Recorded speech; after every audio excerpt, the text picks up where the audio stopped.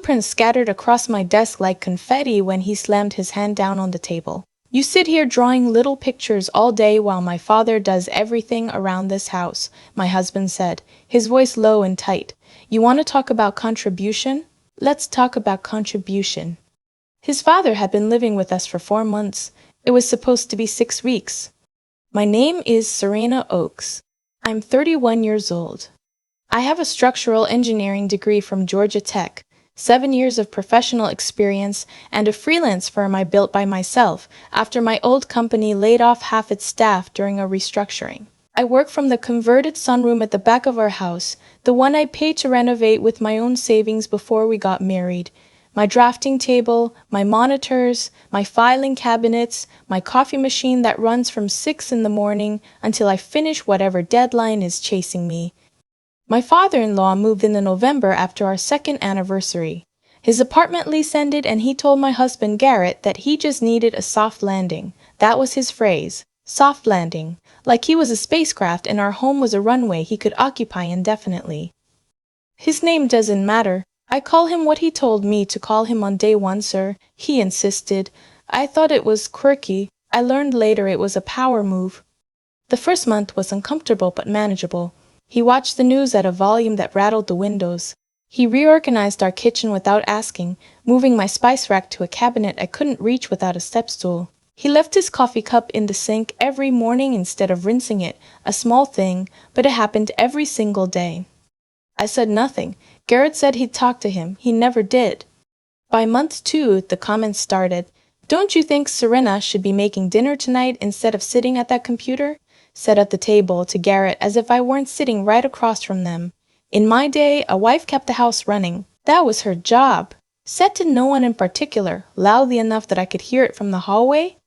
I worked through it. I had a 30-unit mixed-use development I was designing for a client in Phoenix, a tight deadline, and a reputation I'd built call by call, revision by revision. I did not have time to manage a 67-year-old man's opinion of my worth. Month 3 was when he found my rate sheet. I had left it on the kitchen counter by accident, a printed invoice I'd meant to file. He picked it up. I walked in and he was standing there reading it, with his reading glasses on, lips pressed together. This is what you charge, he said. Yes, I said. He set it down slowly. Gar's not aware of this? Garrett knows exactly what I earn, I said. We have joint finances. He nodded in a way that wasn't agreement. It was assessment. And I watched something shift in him after that. Something that wasn't about chores or dinner anymore. It was about the number on that page. After that, the comments changed. Less about housework, more pointed. Must be nice to work in your pajamas. Clients actually pay for hand-drawn sketches these days. I don't understand how that's a real business. He said it all pleasantly, over breakfast, over dinner, in passing. Always with a half smile like he was just curious. Garrett would say he's from a different generation. I stopped responding to that. What I didn't tell either of them was that the Phoenix project had grown. What started as a design consultation had expanded into full structural documentation when the original engineer withdrew due to a health issue. The client, a development group I'd worked with twice before, offered me the complete contract, fees I hadn't anticipated, a timeline that required me to work 7 days a week for 6 weeks straight. I was 2 days from submission when everything broke. I had been in the sunroom since 5 that morning. It was a Saturday. I had my headphones on, 3 monitors open, and I was in the middle of cross-referencing load calculations with the soil report when I heard the door open. I took my headphones off. His father was standing in the doorway in his robe. We're out of eggs, he said. There's a grocery list on the fridge, I said. Garrett usually goes Saturday mornings. Garrett's playing golf. I stared at him. Then I'll go after I finish this section. Should be about 2 hours. He didn't move. He looked at my screens, at the blueprints, at the half-eaten granola bar on my desk. You know what your problem is, he said, not as a question. You've convinced yourself this is a career. I took a slow breath. It is a career. It's a hobby that happens to pay sometimes. He crossed his arms.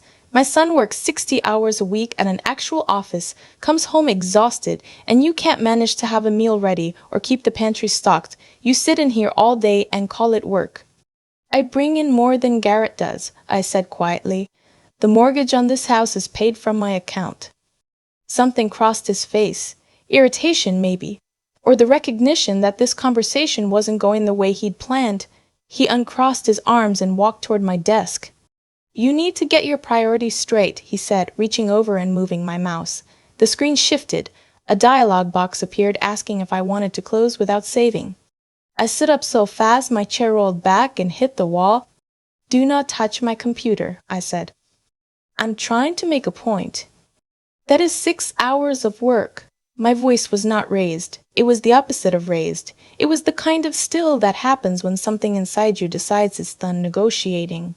If you close that file without saving, you will have just destroyed a federal submission deadline. Do you understand what that means? He looked at the screen, then at me. Then he clicked confirm. The file closed. I don't remember deciding to do what I did next. I remember that my hand found his elbow and I walked him out of the sunroom, through the kitchen, through the living room, and to the front door. He was sputtering. I opened the door. He stepped back instinctively when the cold air came in, and I said clearly, "This is my house. You don't live here. You're a guest, and you just ended your stay." He stood on the front step in his robe, looking at me like I had spoken a language he'd never heard. I closed the door. My hands were shaking when I walked back to the sunroom. I sat down. The file was gone from the recent documents. 6 hours. 2 days before submission. I put my face in my hands for 30 seconds. Then I picked up the phone and called my client's emergency line. Left a message explaining a technical incident had affected my files and asked for a 48-hour extension. Then I opened my backup drive. I had an autosave from 4 hours earlier. I lost 2 hours of work, not 6. I was halfway through rebuilding when Garrett came home. I heard the front door, heard his father's voice in the entryway, heard the tone shift, then footsteps down the hall. He knocked and opened the door at the same time, which he knew I hated. Dad says you threw him out. I walked him to the door, I said without looking up. Yes. Serena. He closed my file without saving, 2 days before a federal submission. Silence. He didn't know what he was doing. I turned around. He knew exactly what he was doing. He's been doing a version of it for 4 months. That was just the first time it had consequences. Garrett ran his hand through his hair, the thing he does when he doesn't want to say what he's actually thinking. He's my father. I know. You can't just. He is not on the lease, I said. He is not on any utility. He has no legal standing in this house. He is here because I allowed it, and I am no longer allowing it. Garrett looked at me for a long moment. This is really how you want to handle this? This is how it's being handled, I said. He can stay at the Hampton Inn on Route 9 tonight. I'll help him find short-term housing this week if he needs it, but he's not sleeping here tonight. You're being unreasonable. I lost hours on a project that represents more money than you made in the last 3 months combined. I said it without malice, just as a fact. I've been reasonable for 4 months. Today I'm being accurate. Garrett left the room. I heard arguing in the kitchen. I put my headphones on. His father stayed at a hotel that night. Garrett barely spoke to me at dinner. I finished rebuilding the lost section by midnight, submitted a clean file to my client with 1 day to spare, and went to bed. What I didn't know, what I had no reason to suspect, was what Garrett did the following Monday. He called my client. Not the Phoenix Group, a different client, a commercial contractor I'd been building a relationship with for 18 months, a firm I'd done 2 smaller projects for, and who had just indicated they were considering me for a flagship development outside Atlanta. Garrett called them, identified himself as my business partner, and told them I was dealing with a personal situation that was affecting my work and timeline reliability. I found out on Wednesday when the contractor's project manager emailed me directly. She said she'd received a call from someone claiming to be my business partner expressing concerns about my capacity. She wanted to verify before they made their decision on the Atlanta project. I sat very still in my chair for a long time. Then I opened my business documentation folder. Garrett was not my business partner. He had never been my business partner. He was, however, listed as an emergency contact on one vendor account because he'd been present when I set it up, and I'd used his number as a backup. That was the only thread. He had pulled on that thread and unraveled 4 words, emergency contact, into business partner in a call to my client. I didn't call him, I didn't bring it up at dinner. I spent that evening doing 3 things. First, I emailed the contractor directly, attaching my sole proprietorship registration, my business license, my professional engineering stamp documentation, and a brief factual correction. I had no business partner. Garrett Oakes had no authority to speak on behalf of my firm in any capacity. I apologized for any confusion and provided my direct references, including the Phoenix Group, who had just sent me an enthusiastic closeout message that morning.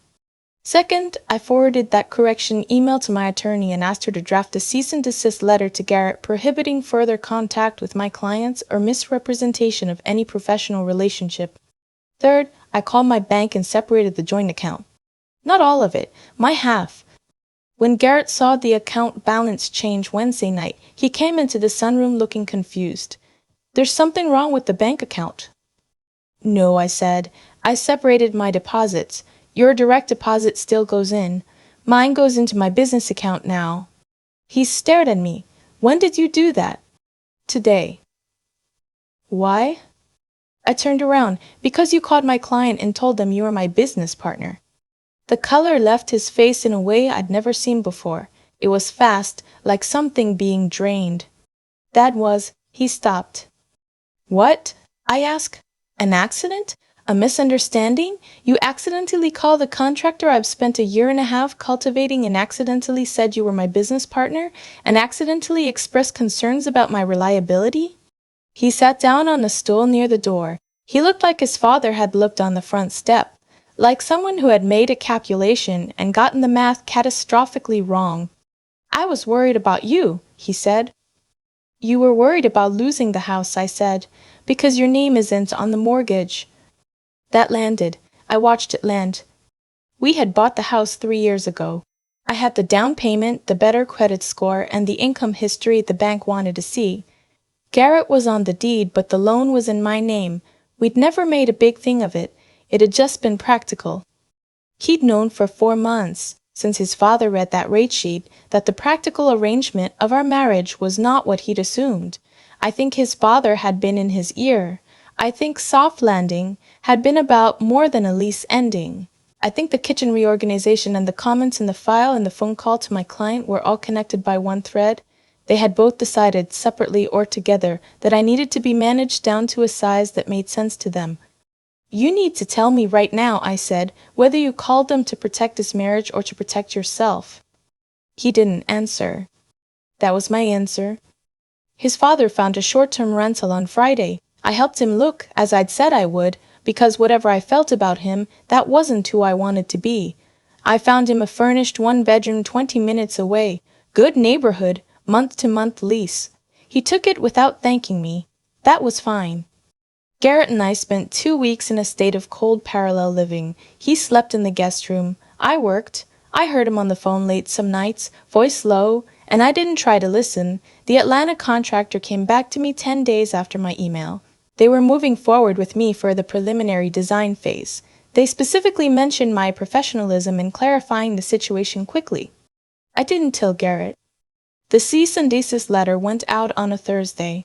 He came home that evening holding it, a printed copy the attorney had sent to his workplace address per protocol. He stood in the kitchen doorway holding it, and the expression on his face was something I hadn't seen before. Not anger, something that looked more like the first real moment of understanding. "Is this what we've become?" he asked. "I don't know what we've become," I said honestly. "I know what I protected. Your business. My livelihood, my reputation, the thing that pays for this house and your truck and the grocery bills and the hotel your father stayed in. I wasn't harsh about it. I was just done being apologetic about the math. I spent 4 months being made to feel like a liability in my own home. Then you called my client. There are things I can absorb and things I can't." He set the letter on the counter. He stood there for a long time, not saying anything. Then he said, "I didn't think you'd actually do anything." I let that sit between us. He meant it as a confession. In 4 months of watching his father chip away at me, in the years before that of watching me quietly absorb and quietly continue, he had concluded that I was someone who wouldn't. Someone who would recalibrate and stay and not cause a scene. He had made a decision based on a version of me that I had outgrown without announcing it. I know, I said. We tried to talk after that. Really talk, not around it. Some of it was hard in the way that honest things are hard. He admitted his father had suggested the phone call, had framed it as getting ahead of the problem. He admitted he'd been more rattled by the mortgage conversation than he let on, that it had unsettled something in him he hadn't examined. He admitted he'd been listening to his father more than he'd been listening to me for months. I admitted I'd been so focused on protecting my word that I hadn't told him what was actually at stake. That the Phoenix project, the Atlanta interests, the rate increases I'd negotiated that year, he didn't know any of it in detail because I'd stopped sharing it after the first few times he changed the subject. I had quietly built a wall around my professional life to protect it, and in doing so I'd made it easy for him to underestimate it. We were both looking at a version of our marriage that had been running on assumptions for longer than either of us had admitted. That conversation lasted 3 hours. I don't know if it saved us. I think what it did was make us honest in a way we've been avoiding, and sometimes honest means the beginning of something, and sometimes it means the beginning of an ending, and you can't tell which while you're in it. What I know is this: his father did not come back. Not to our house, not in the same way. The calls between him and Garrett became shorter and less frequent in the weeks that followed. And I don't know what was said in them, and I didn't ask. I submitted the Atlanta preliminary package 6 weeks later. It was the best work I'd ever done. The client called personally to tell me that. I was sitting at my drafting table in the sunroom when I took that call, morning light coming through the windows I'd chosen and paid for, coffee going in the machine I'd bought, in a room I'd made exactly the way I needed it. I thanked my client and I hung up and I sat there for a minute just breathing. His father had called this a hobby. He had stood in this room and looked at my screens and my drawings and the work that was my actual life, and called it something I had fooled myself into taking seriously.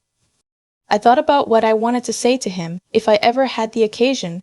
I couldn't think of anything that would explain what this room was, what the numbers on that rate sheet meant, what it had cost me to build something real, without a salary or a safety net or anyone in my corner who fully believed in it until the proof was too large to look away from. I decided I didn't need to explain it. Some people will never understand what you've built until they're standing on it and have no idea it was you who laid the foundation. I think about the moment he stood in my sunroom in his robe, looked at everything I had built, and called it a hobby, not because it hurt. It did, but that's not why I keep returning to it. I think about it because of what I did next, or more accurately, what I didn't do. I didn't yell. I didn't cry. I didn't spend the next hour explaining myself to someone who had already decided not to listen. I walked him to the door and I went back to work. That restraint didn't come naturally. It came from years of learning the hard way that your choices compound the same way interest does.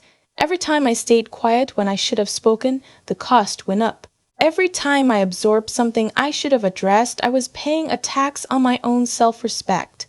By the time my father-in-law clicked that confirm button and closed 6 hours of my work, I had already paid enough. There's something people don't talk about when they tell stories like mine. They focus on the revenge, the frozen accounts, the dramatic moment. What they skip over is the long quiet before that. The years of deciding who you are when no one is watching and nothing is at stake yet. I had spent 7 years learning my craft, not because I was certain it would pay off, but because I believed it was worth doing well. That belief in the value of what I was building, even when no one else saw it, that was what my father-in-law couldn't touch when he walked into my sunroom. He could delete a file. He couldn't delete what I knew. And Garrett. That one took longer to sit with, because he wasn't a stranger who misunderstood me. He was my husband, and he made a calculation. He decided I was someone who would absorb the loss and stay quiet and not actually do anything. I've had to ask myself honestly, did I give him reason to believe that? And the answer is yes. Not because I was weak, but because I had been so careful to protect my work that I had stopped letting him see it fully.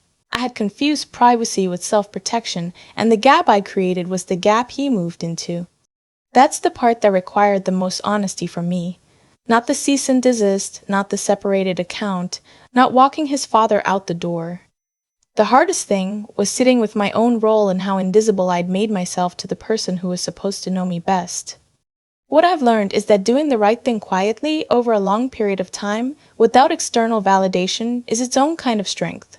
It doesn't always look like strength from the outside. Sometimes it looks like a woman in a sunroom who nobody thinks is doing anything important. But that kind of quiet persistence, showing up every day to work that matters to you even when no one in your own house believes in it, that builds something no one can close with a single click. And when someone finally does see it, when the numbers are on the screen and the client calls and the proof is undeniable, you realize you were never building it for them anyway. I was building it for the version of myself who needed it to be real. That's enough. That was always enough.